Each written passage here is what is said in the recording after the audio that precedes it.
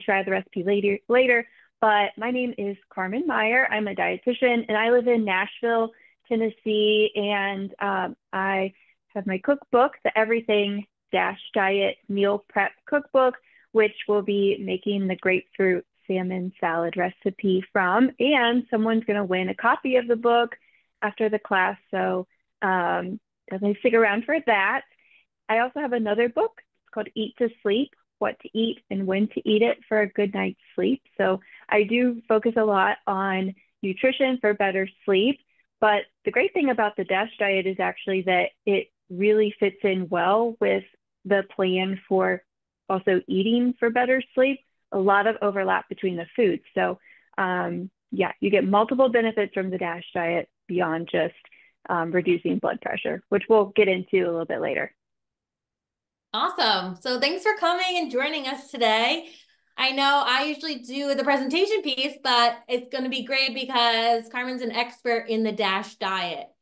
So again, thanks for joining us. And if you're new here, I'm Julie. I'm hosting our classes at Virtual Teaching Kitchen.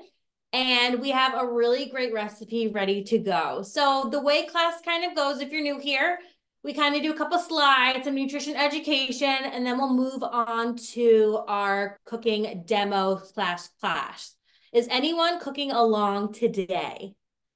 If you are, just say hi in the chat real quick for us, just so we know that we can make sure we're going at a nice steady pace for everyone.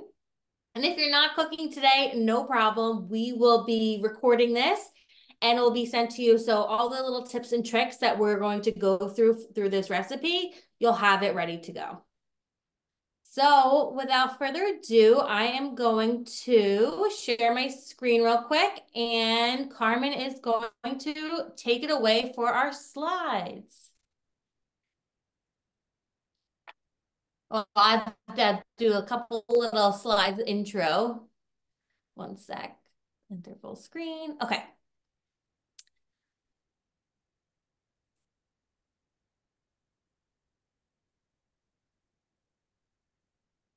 Alrighty. So again, thanks for coming today for Virtual Teaching Kitchen. If you're new here, Virtual Teaching Kitchen is providing free virtual cooking classes with nutrition education. I'm trying to make these classes accessible for all and making them affordable, meaning free. So all you're doing is buying your groceries to attend the class.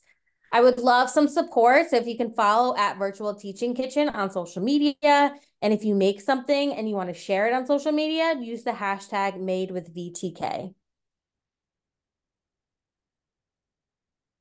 So take it away, Carmen. All right. Well, first of all, thanks, Julie, for asking me to come on and cook with you. I'm just really excited that we have this opportunity, and I think it's really great that you offer this. I know there's a lot of interest in learning how to cook healthy meals at home, so it is pretty amazing that Julie is offering these classes to the community. So again, thanks, Julie, and for everyone for being here with us.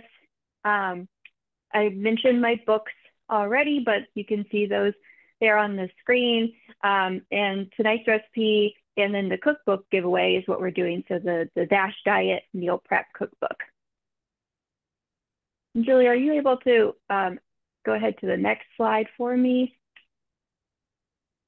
Thank you. All right, so yeah, one lucky person is going to get that cookbook. And we are focusing on the DASH diet. So I'm just curious if you've heard of DASH diet.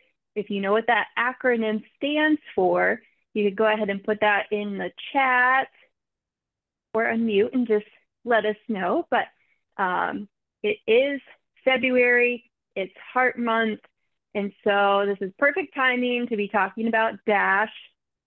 So if you haven't heard of it before, kind of gives it away. It stands for Dietary Approaches to Stop Hypertension. There you go. Marianne got it. Perfect. So hypertension just means blood pressure. So if you or someone you know has high blood pressure, then this could be a great eating pattern to follow. We attach the word diet to this meal plan, this eating pattern, but it's really not restrictive at all.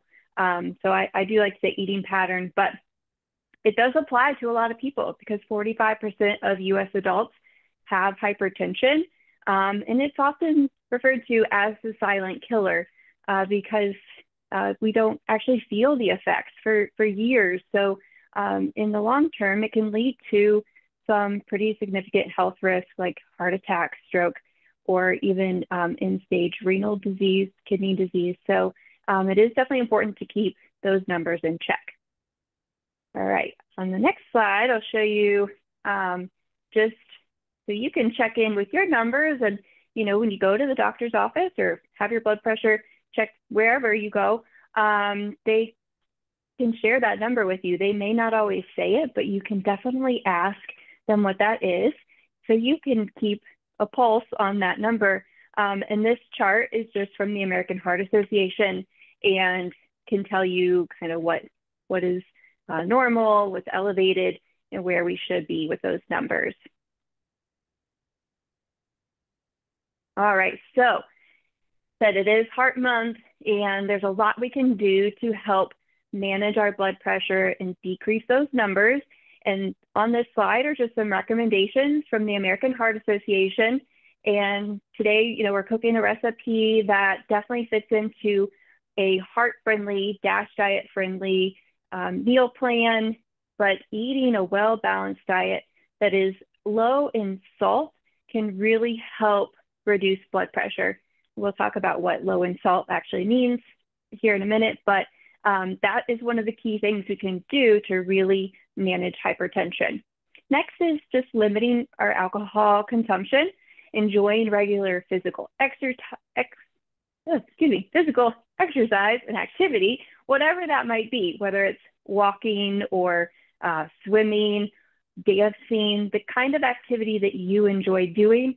That way you know that you're going to get it in during your day. Managing stress, that's often easier said than done, of course, but anything that we can do to help keep those stress levels down. Some deep breathing exercises can really help manage stress and also reduce our blood pressure. Maintaining a healthy weight and not smoking.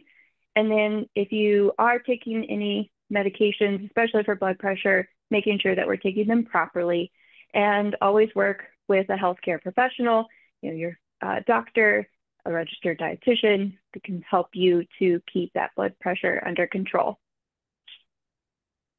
All right, so getting into, what is the DASH diet? It's an acronym, as we talked about, dietary approaches to stop hypertension. And it is not a restrictive diet. We hear that word a lot and we think that we're going to be limited in what we can eat, or we might be really hungry because we're, not getting enough in during the day.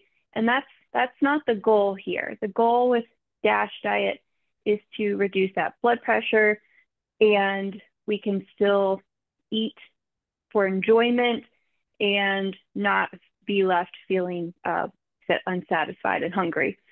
So there's lots of other health benefits to this, including improving cholesterol levels and decreasing the risk of many cancers and lowering our risk for diabetes. So primarily, we are going to focus on the sodium or salt that we take in during the day, cholesterol, saturated fat, protein, and then we really want to emphasize and get more foods that contain potassium, magnesium, calcium, and fiber.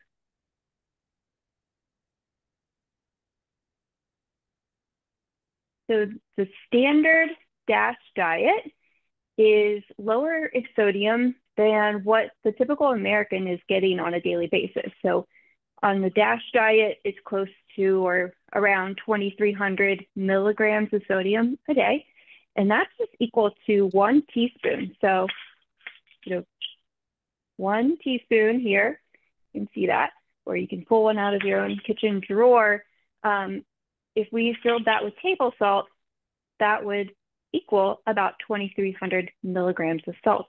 And that might seem visually like, wow, that's not very much. But if you really think about, sprinkling salt on your food, if you even do that much, it takes a lot of salt to add up.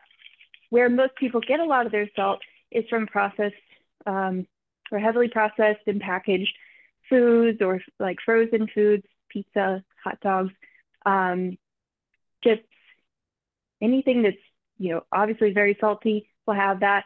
But it's also used as a preservative. So sometimes things that have a long shelf life will be higher in sodium. Canned soups, it's important to look at the serving size on your nutrition label to see how much sodium you're actually getting. And it is estimated that really only about 10 to 11% of people's daily sodium intake actually comes from food prepared at home. So that means, almost 90% of the salt that we consume every day is from foods that we have purchased outside of the home or we've eaten in a restaurant. So if we can enjoy more foods at home and prepare them, then we can really kind of rest assured that we're not going to go over that 2,300 milligrams a day. And right now, the average intake of sodium for most Americans is closer to 3,400 milligrams. So we're at 3,400 for most of us. We want to bring that down to 2,300 to really keep that in check. And there is a lower sodium version of the DASH diet, but that's closer to 1,500 milligrams and isn't necessary for everyone. So definitely talk to, like I said, a doctor or a dietitian as to whether or not you really need to be that low in sodium.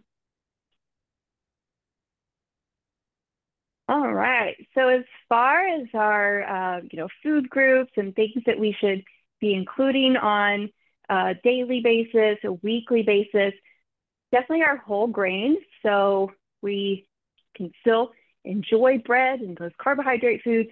We want them to be whole grains as often as we can, about 6 to 8 servings daily. And so that would be, like one slice of bread or a half cup of oatmeal. That would be a serving. So 6 to 8 of those a day. Lean meats or fish, we can have 2 daily servings of that. So, tonight we're having salmon.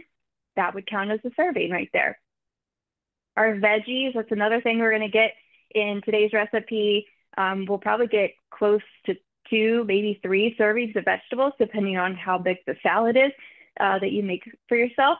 But 1 cup of raw leafy greens counts as a serving, or half cup of cooked vegetables. We're also going to get fruit in today's recipe with our avocado, the grapefruit. So we want to have 4 to 5 daily servings of our fruits.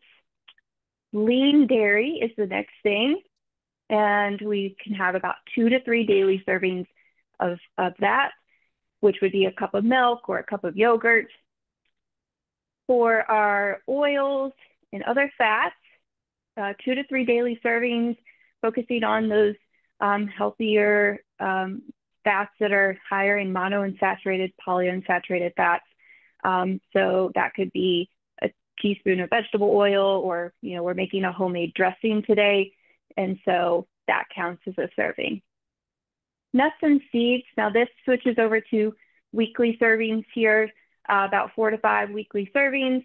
That doesn't mean that you can't have more than that, because there's lots of benefits to our nuts and seeds and legumes, but that just gives you a ballpark there. And that would be, half an ounce of seeds, which you could definitely add like some pepitas to this recipe would be great. And then lastly, sweets and added sugars. This is where we want to make sure we don't go too far beyond the recommended servings for the week. We want to try to keep those in check with 5 weekly servings or fewer.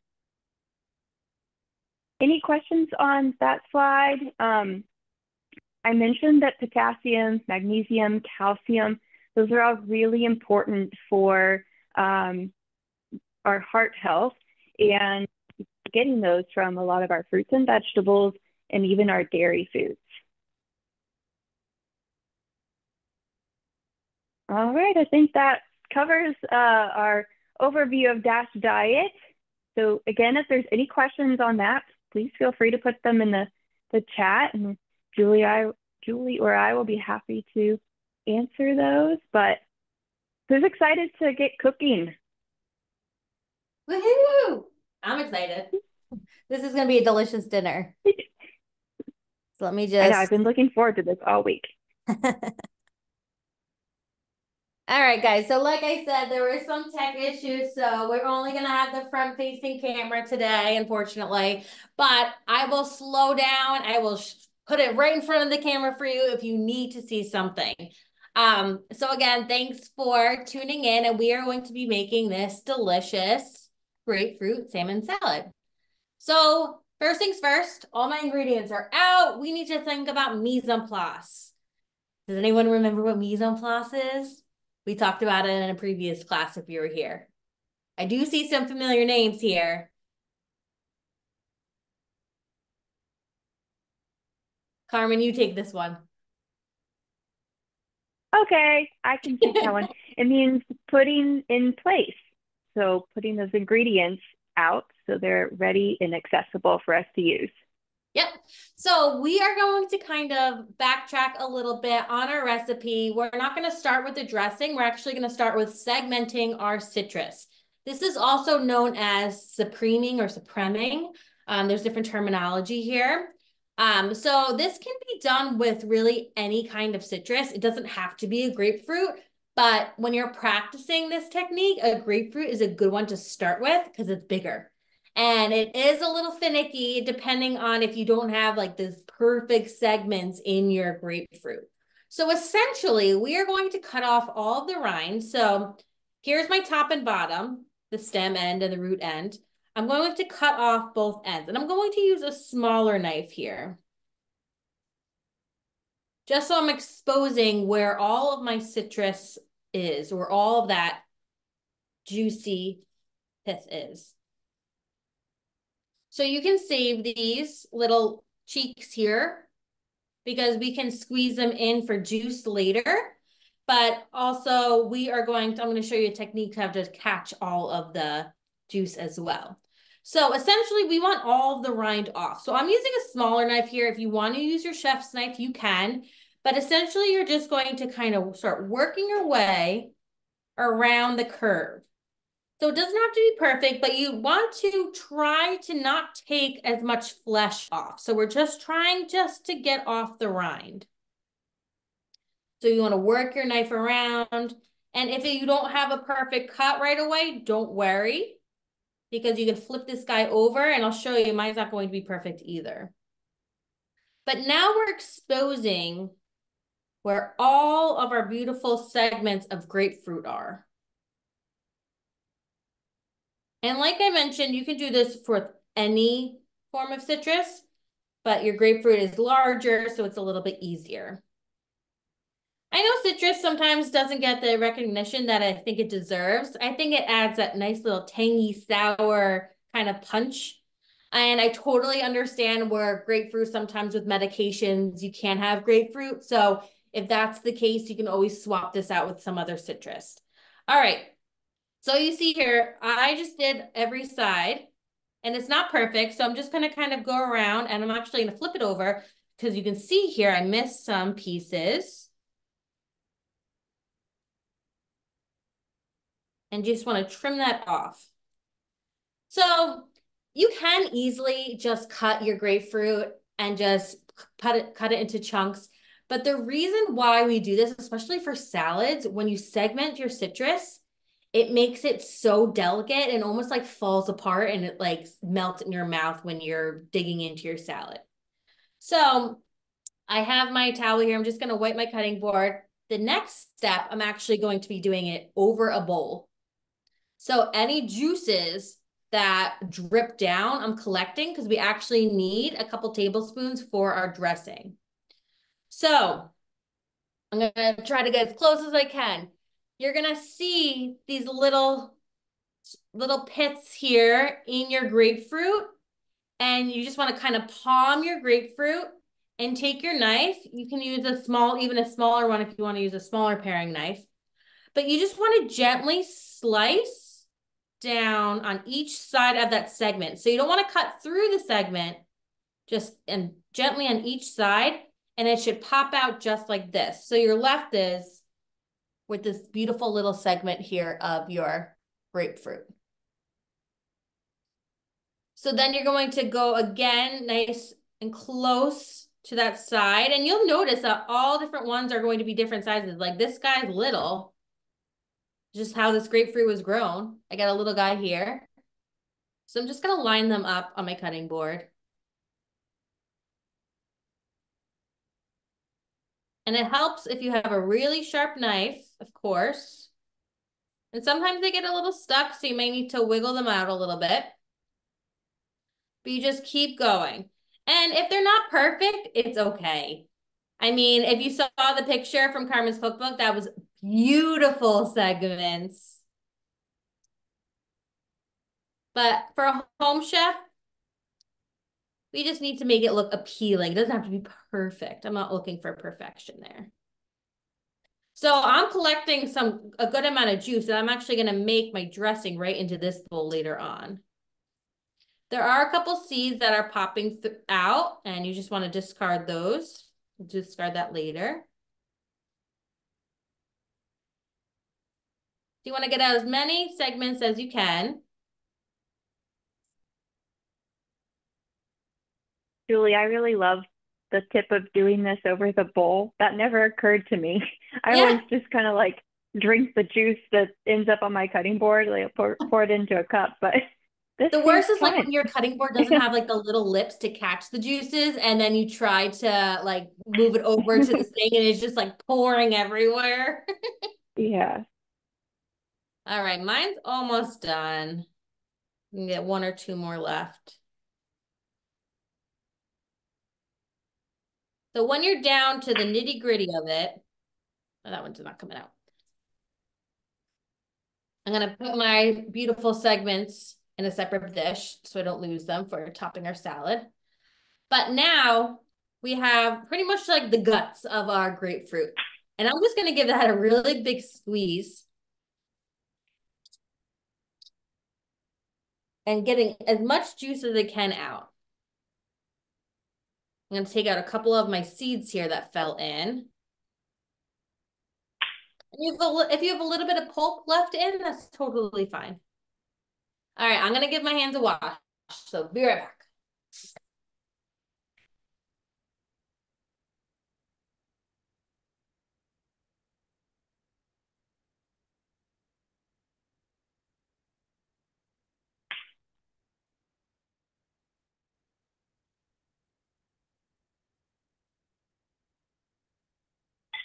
See, I only have just a touch of the grapefruit juice to clean off the cutting board now. So if anyone is cooking along, how are we doing on our grapefruit?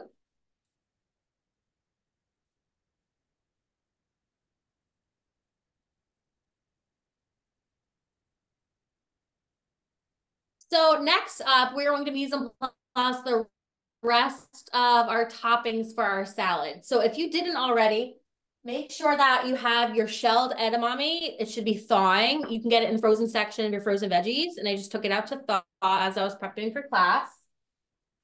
And next up, we are going to do our onions. So everything I've been teaching you about onions, we're kind of going to undo right now. Oh, where did my knife go? One sec. This knife.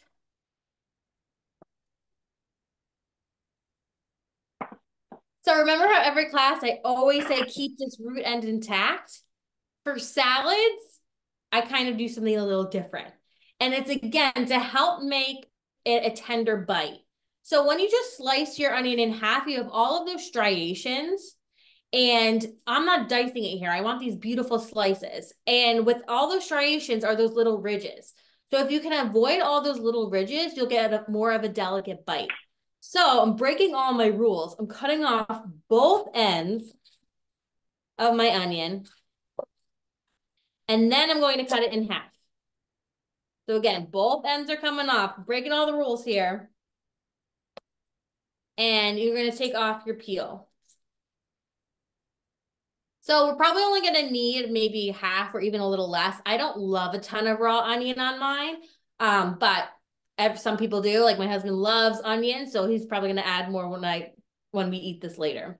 So now, instead of now just slicing down here this way, we're actually going to go along those striations. So you just kind of want to angle your knife. And again, make sure your non-dominant hand, your fingers are curled in. And you're just going to create these nice little slices down, going along with those striations.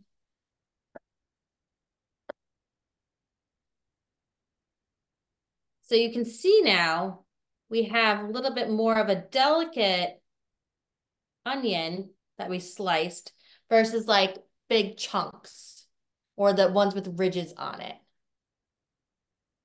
So if raw onion is a little too potent for you, especially if you feel like it takes over the taste of whatever you're making like a salad today, you can actually, I'm going to put them in a bowl and I'm going to put some cold water on them. By putting that cold water, it will take some of that intenseness out of it and it will be a lighter kind of flavor. All right, so again, I just put a little bit of water and that's just going to soak in there until I'm ready to plate. Whew. Anytime I'm wearing my glasses, I feel like the onions are so much stronger to me versus contacts. Those are like your little built-in goggles. And lastly, that we're prepping before we start moving on to our dressing is going to be our avocados. So I have these two little guys right here. I'm actually gonna, hopefully they're perfect. I bought them ahead of time. I was really prepared for class because you wanna make sure that you have a nice ripe avocado. If you don't have a ripe avocado and you need to use it, the night before, check it before you know you're about to use some avocado. If it's not ready to go, put it in a brown paper bag with a banana or an apple. And what's going to happen is once it's rolled up, it's trapping in that air and ethylene gas is being released from the apple or banana. And it's going to help ripen your avocado. So when you're at the store and you're not sure if it's ripe or ready to go, you need something, you could just give it a nice little press. It shouldn't have an air pocket. That means it's overripe and it shouldn't be as hard as a rock. So you just want to take your knife and work your way around this big pit. And I have these little guys, but something to make it a little bit easier is instead of using your knife to kind of score it like this, I know you see a lot of people do that, but if you slip, what's going to happen? Well, that's not good. So a little technique is you actually take your two fingers like this and my thumb's in the back and you just kind of press it and the pit will fall right out.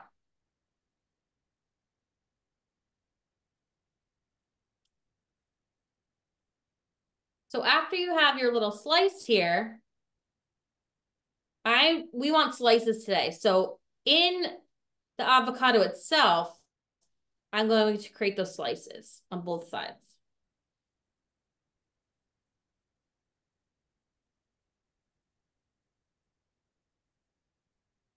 And then you take a little spoon and it should slide right out.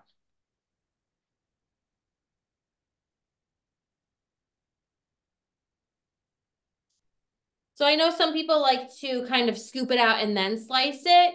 If my avocado wasn't as ripe, I could potentially do that, but mine's pretty ripe at this point. It's ready to go. I feel like another day would turn. Um, so it's easier if you just do it inside. This is a little tip with your avocados because they're hard as a rock and then all of a sudden they're all ripe at the same time. Just pop it in the fridge and it will prevent it from continuing to ripen. So it can last a little bit longer. All right, so we've segmented our grapefruit. We've chopped our onion, our avocado is sliced, and that's ready to go. So we're going to move back to our dressing. So we are going to put it in that bowl that we saved our grapefruit juice. You need about 2 tablespoons worth, which I think I have. I may have a touch more, but that's okay. And we are going to use some orange. I'm using a fresh orange today. You can obviously use orange juice if you want to.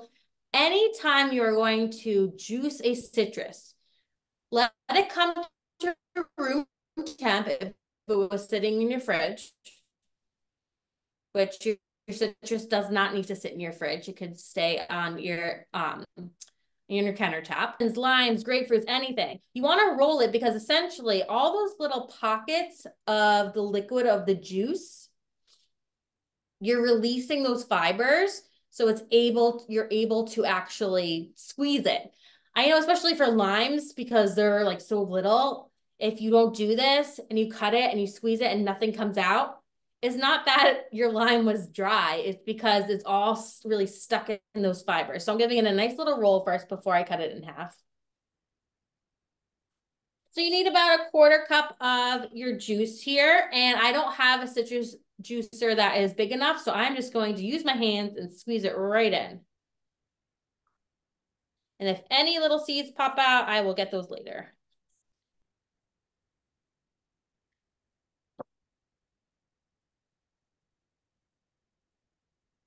And you can use, if you don't really like orange, I'm guessing you can probably just use more grapefruit. Carmen, do you have any ideas for this too? If you don't have any grapefruit, could you just use all orange? Yeah, I do think probably the grapefruit might be one that's more problematic for people or just not liking the taste. So I would go all orange. And then if you don't like orange, I would just skip it. Yeah. You might need to add a little bit of the honey too, or some kind of sweetener, agave nectar, a little bit of honey, just a touch. That's the only thing I think you'd be missing from that. Yeah, good idea. Good tip on that one. So when you're making a dressing, you need an acid and a base. So our acid is going to be coming from our citrus juice. We also are going to be using a little bit of white wine vinegar. So our base though is our olive oil. And I'm just going to do 2 tablespoons of olive oil.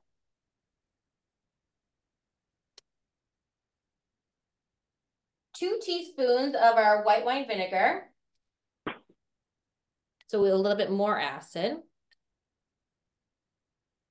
2 teaspoons. And it's a big misconception. A lot of people think it's like a 3-to-1 ratio for our dressings, but you also want to think about what you're dressing. Is this a very light salad, or we have other fatty components coming into play, like our avocado. We don't need to always do the 3-to-1. This is more acid than base, and that's fine. This is going to work really well because it will balance with our salmon too. And then we're going to do a little bit of lime juice. I didn't have any lime juice, so I have a fresh lime. So again, I'm going to roll this guy out. Make sure that I'm going to get all those fibers ready to go. And I have my citrus juicer for this. So what a lot of times our natural instinct is to put in the half of our citrus this way because it's the same shape. You actually want to put it the flesh side down. So essentially, when you squeeze now, you're going to flip it almost like inside out. You're squeezing it inside out. So you're getting all of that juice, nothing left behind. So we only need 1 teaspoon, so I'm only going to use a half of our lime here. And next we have our garlic. So you can obviously just take your clove of garlic and mince it with your chef knife, which is totally fine. But I'm going to show you a little shortcut. You know when you have that like the really fresh garlic, that clove, it's like hard to get out the little pieces here. Okay, here we go. So we have our 1 clove of garlic. And like I mentioned in previous classes, you don't have to go crazy and whack it. You can just apply enough pressure and make sure that the blade is always facing away from you and not towards you. This one's pretty thick, so I'm going to do one more time. See if it comes off. There we go. So if you want a shortcut, this is one of my shortcuts I've been liking lately. This is this little garlic paste. And especially for dressing, if you don't like really big chunks of garlic, this works really well. So it's a very finely pureed paste of garlic. So you can just give that a little squirt. Again, you can use your chef knife, or my other little hack is taking your microplane and just grating your garlic. So again, if you don't want to waste your time on some knife skills or just want a shortcut, this will help with that as well. So we did 1 clove of garlic. And we are going to need a little pinch of our salt here. And you can always add more, you can't take away. So we want to season to taste. And anytime I can use my little whisk, my baby whisk is my favorite. And this one has a little heart in it. So coming up for Valentine's Day and for heart health, we're just going to whisk that together.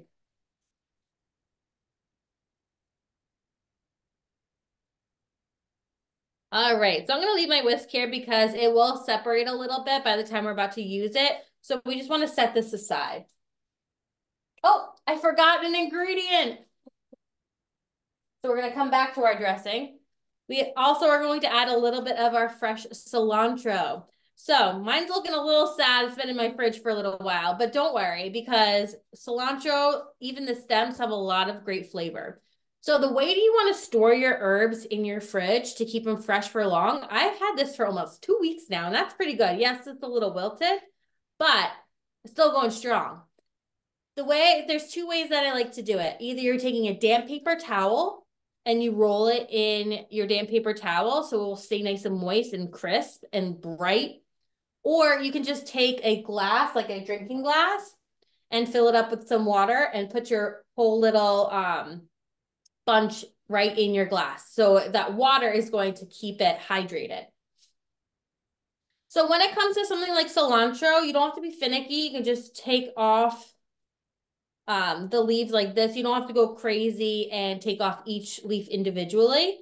So it only needs about, Cameron, remind me how much cilantro goes in this. I think 1 tablespoon was that? Yeah, a tablespoon. Okay. I'm actually doing a little bit more just because I love cilantro and I have it. So, yeah, each his own on that one. So when you are going to mince something like an herb or your garlic, if you're still mincing this is what I like to call the fan motion, where the tip of your knife stays on your cutting board and either your palm goes on here or the tips of your fingers. And you're just going to kind of fan back and forth to mince it up. Then you kind of bunch it again. And you're fanning back and forth. I also saw in the store, which I've used previously for recipes, when I like parsley, I like having parsley, but sometimes like if I only need a little bit, I'm not going to buy a whole bunch if I don't know if I'm going to use it. They have these like semi-dried minced herbs, which I thought was really cool. So it said on the package that it lasts 4 weeks. So it's still fresh herbs, but they're a little dry, so they'll last longer in your fridge. And they're already minced for you, so that's a big one. So my cilantro is going in to our dressing. Beautiful. Oh, that'll add that little pop of color. That makes it even prettier. Yeah. All right. So how are we doing? We have our dressing done. We have all of our toppings done. I'm just going to move this out of the way. I'm going to get my burner set up. All right, so I'm using a cast iron. You do not have to use a cast iron. Any pan will really work. We just need a nice hot pan. So I'm going to get my pan preheated.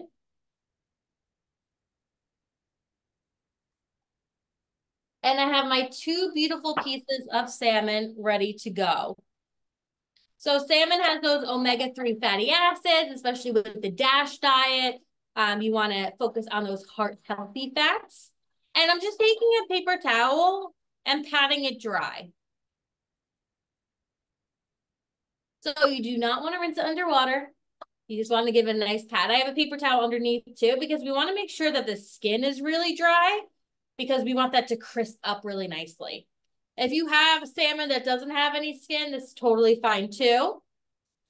I just love the crispiness. So I'm taking a little bit of salt and pepper and putting it on to our salmon here. And you see that I used a little bit of salt in the dressing. I'm using a little bit of salt here.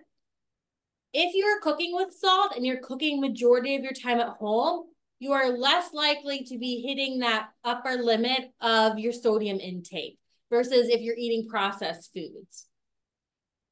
So I think people question me a lot when I use salt, but salt is used to enhance the flavor of the ingredients that we're working with. So our pan is nice and hot. And now I'm adding our oil. And now you want your oil to get hot. So I'm gonna put on my little fan here. So pan needs to be hot first, then your oil gets hot. One of my favorite little gadgets here is my fish spatula. If you do not have one, that is totally okay. You can use tongs, which I'm going to grab too. I will say, Julie, I learned about a fish spatula from you, and I love it. Yes, definitely get one if you don't have it. So we're going skin side down.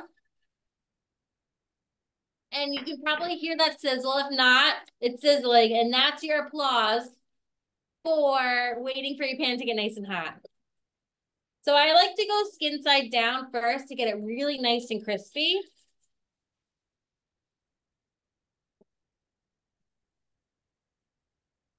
And the reason I love my fish spatula so much is because something like salmon, sometimes it's like will like stick a little bit in your pan, or it's so thin and delicate that when you want to try to scoop it up, it will kind of come off. So this is a very thin blade here, and it'll just be more easily be able to scoop this up and flip it.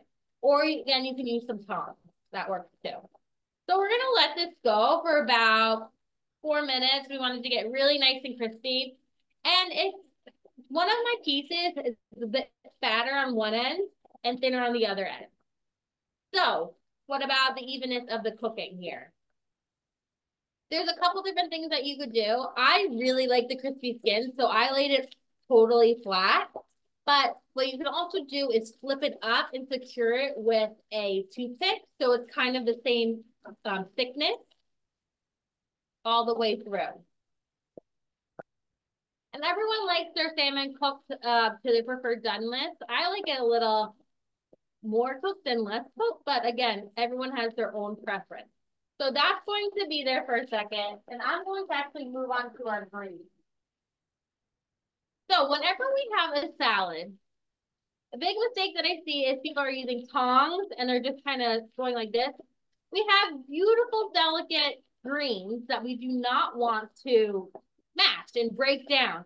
So I'm going to be using these salad spoons to just give it a nice toss, and you're going to gently go underneath it and toss it. So the baby kale did not look that great in my grocery store, so I'm using this like red leaf, green leaf lettuce mix for mine. It came in one of these containers, and if I have, I'm going to use all of it today, because I'm making 2 salads here. But if you have leftovers and you have this little clamshell that it came in, just put a piece of paper towel right here after you opened it, because when you close it, condensation will come to the top and then fall down. So it's going to fall down on your paper towel and not your leafy greens, and it will help your lettuce stay fresher longer. This will work for like any type of lettuce. If it doesn't even come in a clamshell like this, it comes in a plastic bag, that works for there as well. So I'm going to dress just a touch of salad dressing and give it a nice little toss. I like my greens to be dressed first, and then we add on everything. And you can always add more, but you can't take it away. So just to lightly toss it together. And this is where this salad is just going to be so beautiful. So I have 2 bowls here ready to go.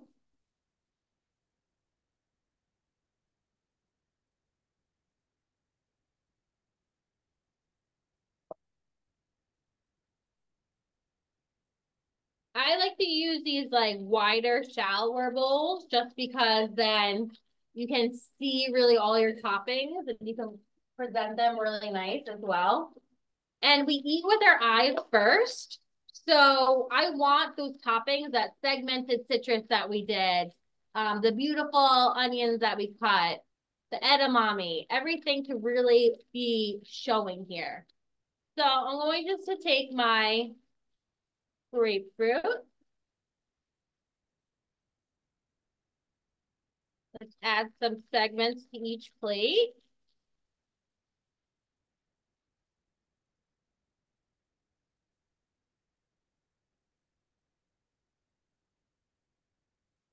We have our onion. And I know most people just kind of mix it up anyway, but I mean, presentation does matter. Especially if you're having dinner party, I think it's great because it's going to be the big appeal this way. And then we have our edamame. And edamame is one of those quick proteins that's really great to have on hand in your freezer because it just thaws out really quickly and you can add it to salad. You can even just add it as a snack. I've been roasting it too with different seasonings. And so you get more of like a crunch if you're craving something crunchy. And our crunch factor for today is going to be these pumpkin seeds, or also known as pepitas. So you could toast those if you wanted to.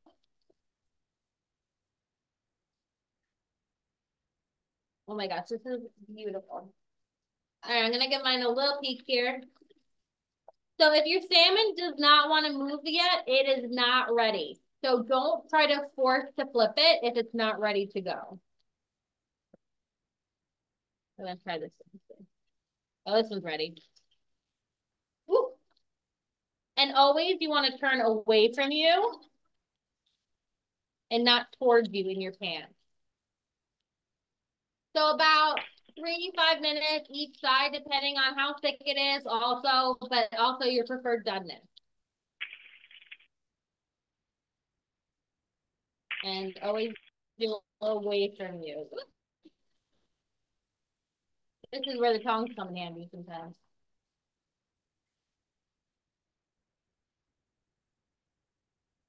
So any questions so far in regard to the DASH diet, the ingredients that we're cooking with, this salad recipe? I gave some suggestions in the recipe in your materials for if you want to make swaps to anything. And Carmen also has some great tips of how to store leftovers. Something like this could even be a leftover kind of creation. You had salmon one day and you want to make a salad for lunch the next day. That always works there too. All right, how's everyone doing? Is anyone cooking along and wants to hop on screen? I know Carmen is. So let me actually change the setting so Carmen can hop back on. Yeah, everything smells great, especially, I mean, I love cilantro. I know not everyone loves it, but the parsley was a good idea just to give color, more flavor. And that's another really important part of, reducing our salt intake. We want to still have that flavor. And so, as Julie mentioned, when we are cooking at home, we definitely still add salt, but we can add a lot of other flavors with our spices, things like the fresh citrus, herbs. So don't be afraid to use them. And also, I feel like, salads sometimes aren't the most exciting thing in the world. I know How's your I feel that way. salmon doing? Good, good. feel like with the salad, though, we have a lot of different components. Am And I there? I think I froze for a second. oh, yeah, I think there's a little bit of delay. Can you hear me? I can hear you. Okay, sorry guys. Again, tech problem.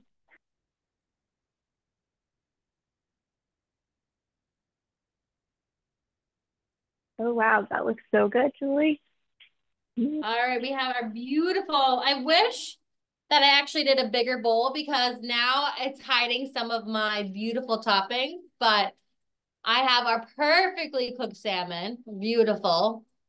And we have our grapefruit, our edamame pumpkin seeds, and our onions right in there. And what I like about this, some people prefer it to be cool. I like the warm salmon on top.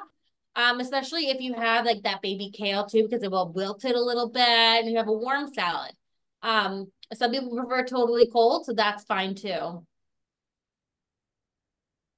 So does anyone have any questions for us today? I just want to give Carmen a huge thank you for coming on to Virtual Teaching Kitchen and sharing one of her Well, recipes and her cookbook. So one lucky person is going to be winning her cookbook today. yes. So I had it back here, but couldn't see it. But yeah, just let me know who the lucky winner is, Julie. Yeah, I'll be emailing that person tonight. So if anyone doesn't have Oh, any yeah. other questions, we're going to wrap up, but be on the lookout. We have more classes coming up. The next class is a spaghetti squash tetrazzini recipe. And we're going to be talking about meal planning and prepping in that class. So I just want to say a big thank you to everyone for joining in. And if you do make this, even if you make it later on, make sure you're tagging Made with Virtual Teaching Kitchen or hashtag Made with VTK so I can see your lovely creation. So thanks again, everyone. Thanks, Carmen. And I'll see you guys next Thanks, time. Julie. Bye, guys.